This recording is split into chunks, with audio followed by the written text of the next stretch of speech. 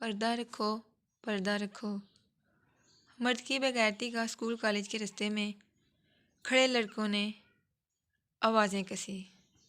ماں کو شکایت کی تو ماں نے کہا پردہ رکھو، بھائیوں کو پتہ لگا تو ایسا نہ ہو غیرت میں کوئی مسئلہ بن جائے۔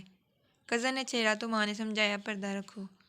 ماموں کا بیٹا ہے، چاچا زاد ہے، پھوپھی ذات ہے، اگر گھر کے مردوں تک بات چلی گئی تو لڑکی گھر میں بٹھا دی جائے گی، تعلیم سے ہاتھ دھوئے گی، کسی کے جرم کی قیمت اپنی تعلیمی اور کیریئر سے محرومی کی صورت میں چکائے گی۔ اگر تعلیمی سلسلہ بحال رہا تب بھی نہ جانے کتنے پردوں کی امانت کا بوجھ اٹھائے تعلیم جاری رکھے گی۔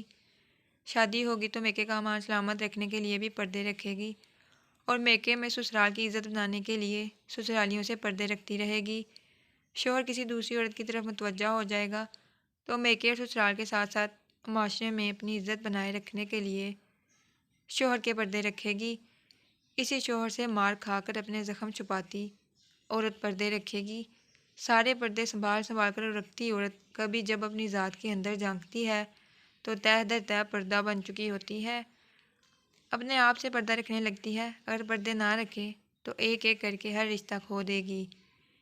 یہ جو جوائنٹ فیملی کے لوگ فخر سے اسے اپنی کامیابی سمجھتے ہیں کہ ہم بھائی اکٹھے رہ رہے ہیں، دراصل اس کی بنیاد اس جوائنٹ فیملی کی ایک ایک عورت نے سنبھال کر رکھے پردوں نے فراہم کی ہوتی ہے۔